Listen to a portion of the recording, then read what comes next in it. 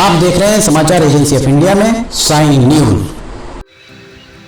नमस्कार दोस्तों, समाचार एजेंसी ऑफ इंडिया की साइन न्यूज में लिमटी की लालटेन के 586वें एपिसोड में एक बार फिर आपका स्वागत है।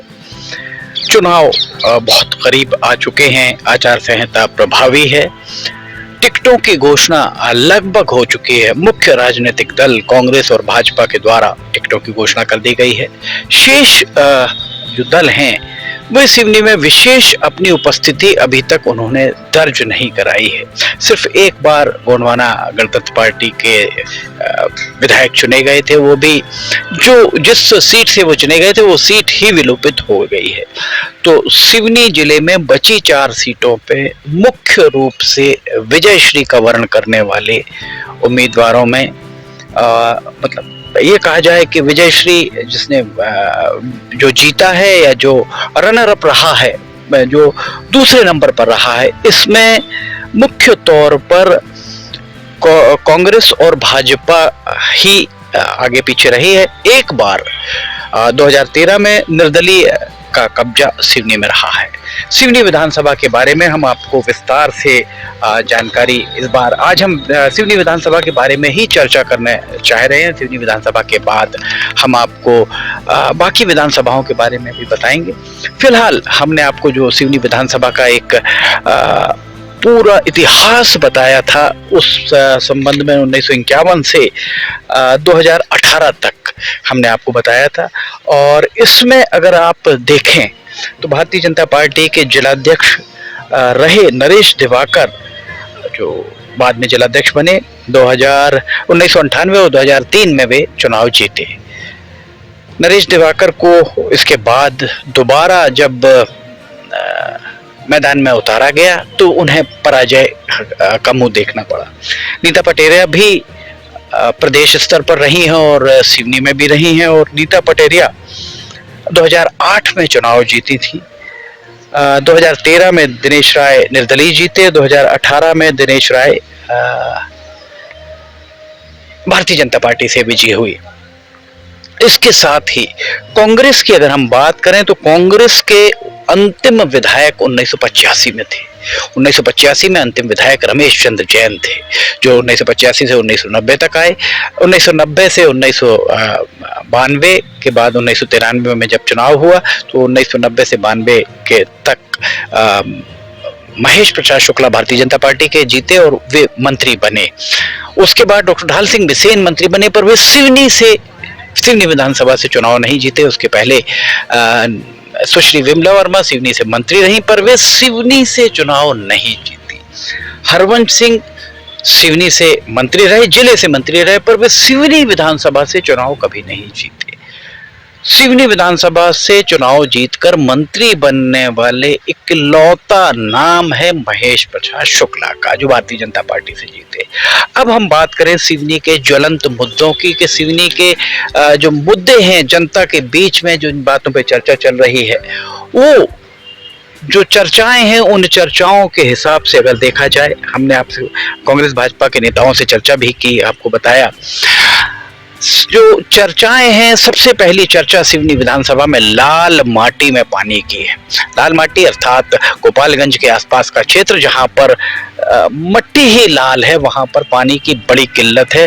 किसान चाहते हैं कि पानी वहां पहुंचे। माचागोरा डैम, जो माचागोरा छिंदवाड़ा में है, उसका पानी वहां पर नहरों के माध्यम से ले जाया जाना था।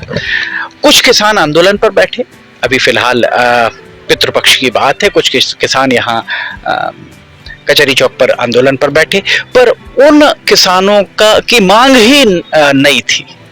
वे किसान लाल माटी में इरिगेशन, लिफ्ट इरिगेशन अलग तरह का चाह रहे थे।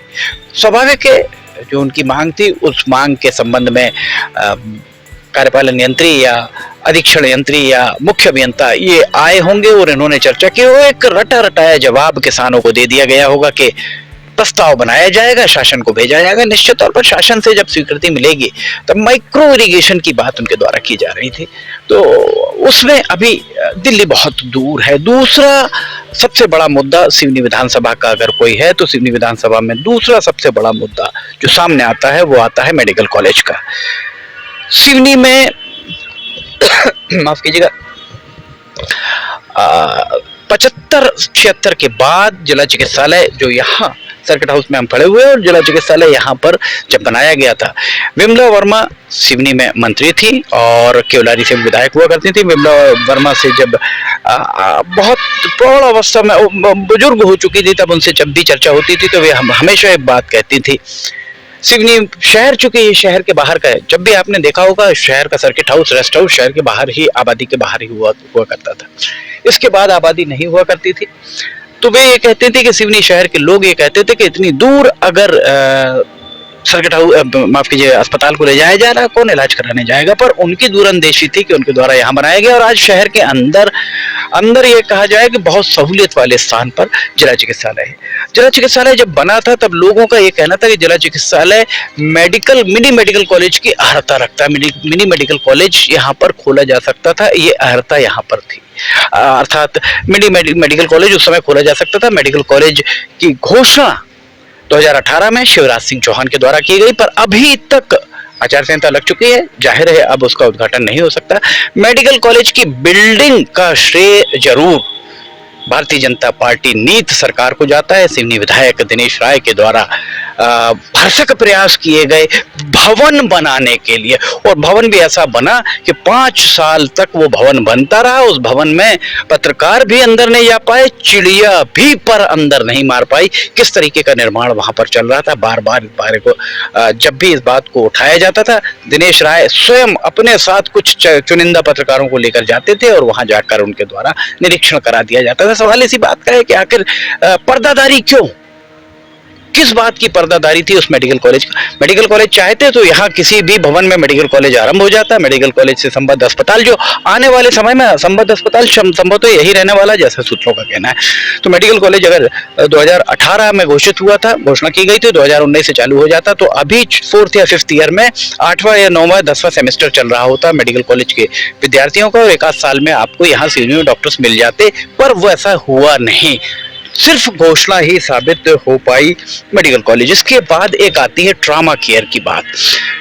सिवनी से 4 लेन गुजर रहा है, सिवनी के जो बाईपास है, नया बाईपास, उस पर एक ट्रामा केयर यूनिट बनना था। 2010 में जब नरसिंहपुर से लखनदौन से सिवनी, सिवनी से खवासा के बीच जितना भी मार्ग बना था, जब NHAI को हैंडओवर किया गया, उस दौरान वहां पर एक ट्रामा केयर यूनिट बाईपास पर बन जाना चाहिए था। बाईपास पर ट्रामा केयर यूनिट नहीं बना, केंद्र का मामला था।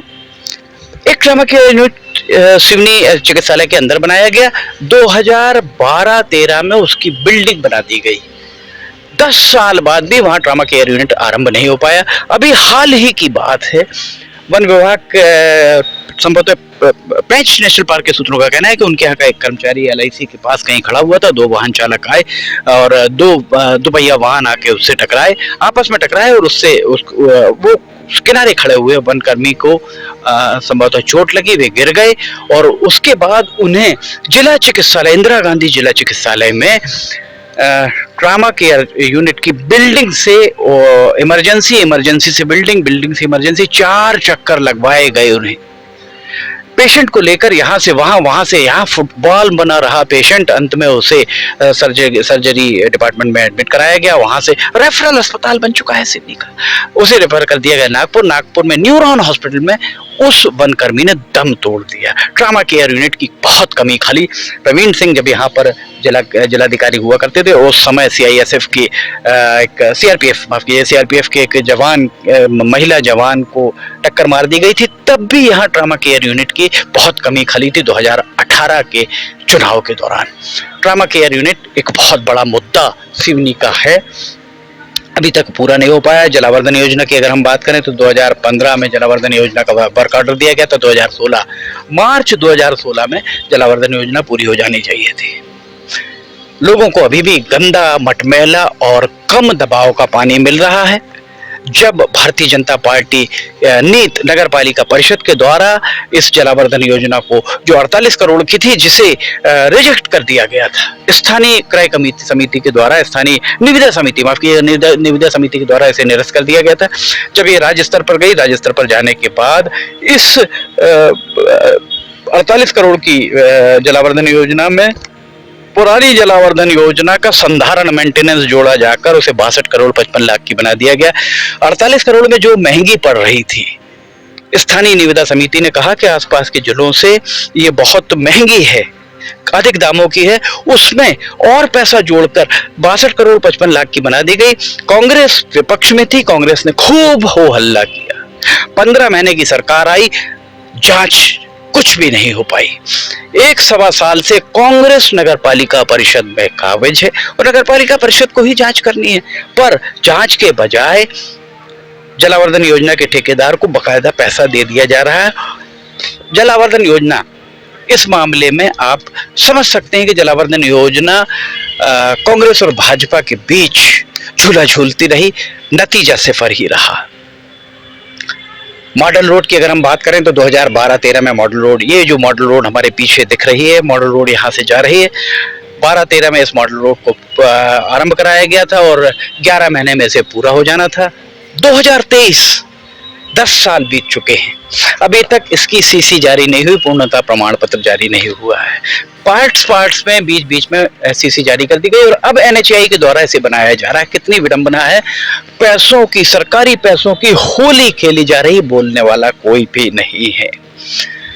लोग गंदा पानी पी रहे हैं। और एक और आपको हम बात बता दें, उद्योग विहीन, रोजगार विहीन सिवनी में युवाओं को के पास कोई रोजगार नहीं। हमने आपको लिमटी की लालटेन में औद्योगिक क्षेत्र का नजारा भी दिखाया था।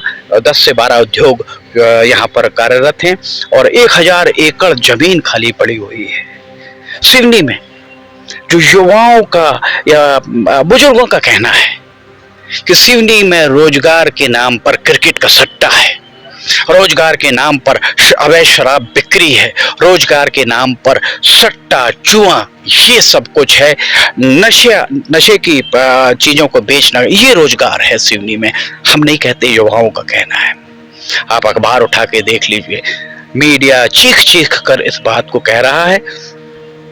सत्ता में भारतीय जनता पार्टी थी, लगातार ही इस दिशा में कोई प्रयास नहीं हुए।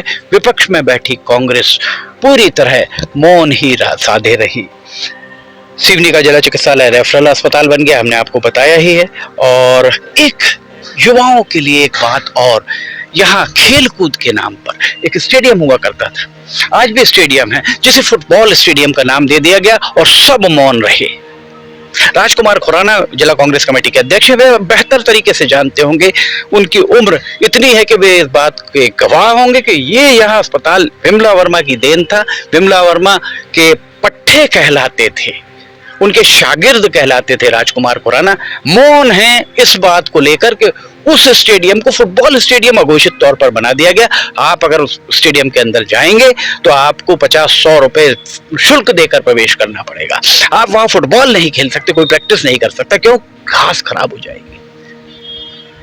क्या आखिर हो रहा है? जिला कांग्रेस कमेटी के अध्यक्ष भी हैं राजकुमार खुराना और जिला क्रिकेट संघ के अध्यक्ष भी, DCA के अध्यक्ष भी हैं।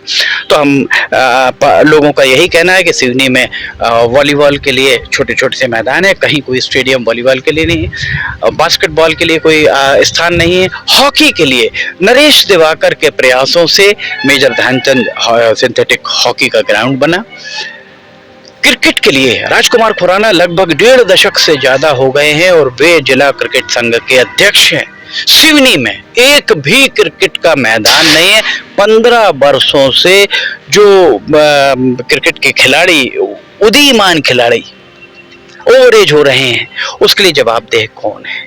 सिवनी में एक स्टेडियम बना दिया गया है बीजावाड़ा में, उस स्टेडियम में कोई भी नहीं जाता है क्योंकि इतनी दूर बनाया गया और उसके बारे में किसी को पता भी नहीं है। उसी स्टेडियम को क्रिकेट स्टेडियम में तब्दील किया जा सकता है, पर पता नहीं जिला कांग्रेस कमेटी के अध्यक्ष और जिला क्रिकेट संघ के अध्यक्ष राजकुमार खुराना को उसमें तकलीफ क्या है, DCA के पदाधिकारियों को तकलीफ क्या है। बहरहाल हमने शुरू में भी आपको बताया कि सिवनी में जो जीत हार हुई है, जो भी जीता है, प्रत्याशी जीता है या हारा है, कांग्रेस या भाजपा।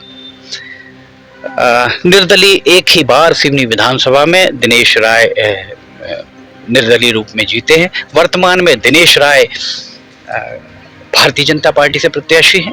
कांग्रेस की ओर से आनंद पंजवानी हैं। दिनेश राय एक बार निर्दलीय विधायक रह चुके हैं और दूसरी बार भारतीय जनता पार्टी के विधायक रहे। 10 साल का उनका संसदीय अनुभव है।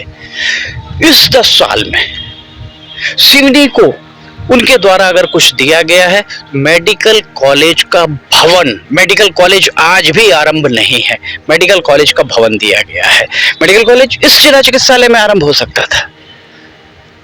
मेडिकल कॉलेज के लिए जेएनएम ट्रेनिंग सेंटर जो यहाँ पर बना हुआ है, जो लगभग खाली पड़ा रहता है, वो वहां पर कक्षाएं लग सकती थी, बशर्ते विधायक रहते हुए, भारतीय जनता पार्टी के विधायक रहते हुए दिनेश चाहते तो। वहीं दूसरी तरफ अगर आनंद पंजवानी की बात की जाए तो आनंद पंजवानी एक नया चेहरा है। आनंद पंजवानी का अभी कोई ऐसा सार्वजनिक जीवन जिसे कहा जनप्रतिनिधि के रूप में कोई ऐसा उनकी उपलब्धि नहीं है, ना मेरिट है ना डीमेरिट है, प्लस है ना माइनस है, तो उनके साथ ऐसा कुछ भी नहीं है। पर जो ये कहा जाए कि वर्तमान में क्या ऊंट किस करवट बैठेगा सिवनी विधानसभा में, ये कहना बड़ा मुश्किल है। कांग्रेस से राजा बघेल, राजकुमार खुराना, ब्रजेश सिंह लल्लू बघेल, मोहन सिंह चंदेल, बहुत सारे चेहरे थे जो टिकट के दावेदार थे। अब टिकट चूंकि आनंद पंजवानी को अनापेक्षित तौर पर कांग्रेस की मिली है, इसलिए उनके द्वारा क्या किया जा सकता, क्या उनके वायदे हैं, क्या समाचार एजेंसी ऑफ इंडिया के द्वारा हम प्रयास करेंगे, उनसे पूछने का प्रयास करेंगे कि उनका विजन क्या होगा, बशर्ते वे समय दें। क्योंकि कांग्रेस से अभी 2 दिन पहले ही ये बात आई कि कोई एक पत्रकार वार्ता थी, समाचार एजेंसी ऑफ इंडिया को नहीं बुलाया गया। प्रदेश कांग्रेस कमेटी के अध्यक्ष कमलनाथ सिवनी पहुंचे, समाचार एजेंसी ऑफ इंडिया को कोई जानकारी इसकी नहीं दी गई। फिर भी हो सकता है कांग्रेस के कुछ नेताओं का पूर्वाग्रह हो, वे अपना पूर्वाग्रह अपने साथ रखें। समाचार एजेंसी ऑफ इंडिया तो सदा से ही निष्पक्ष, निर्भीक, बिना किसी लाग लपेट के जो भी चीज है उसे रखती आई है आपके सामने। चुनाव 17 नवंबर को है। इस बीच में एक बार और जनता का हम मन भांपने की कोशिश करेंगे, जनता का मन भांपने का प्रयास करेंगे। दिनेश राय एक तरफ, दूसरी तरफ चेहरा है आनंद पंजवानी का। बाकी दलों से अभी चेहरे स्पष्ट नहीं हुए हैं। नामांकन दाखिल करने के उपरांत क्या स्थिति बनती है, आज रविवार को हम यहाँ खड़े हुए हैं और क्या स्थिति बनती है ये 2-3 दिन के बाद या नामांकन जब पूर्ण हो जाएंगे, नाम वापसी जब हो जाएगी, उसके बाद स्थितियां स्पष्ट होंगी, तब हम आपके साथ फिर से एक बार और रूबरू होने का प्रयास करेंगे। समाचार एजेंसी ऑफ इंडिया की साई न्यूज़ में लिमटी के लालटेन के 586वें एपिसोड में फिलहाल इतना ही। अगर आपको समाचार एजेंसी ऑफ इंडिया की साई न्यूज़ में लिमटी की लालटेन देखना है तो समाचार एजेंसी ऑफ इंडिया की वेबसाइट या साई न्यूज़ के न्यूज़ चैनल पर आप इसे देख सकते हैं। रोजाना सुबह 7 बजे प्रसारित होती है। समाचार एजेंसी ऑफ इंडिया के सहयोगी अखिलेश दुबे के साथ लिमटी की लालटेन के 587वां एपिसोड लेकर बहुत जल्द हाजिर होंगे। फिलहाल इजाजत लेना चाहेंगे। जय हिंद।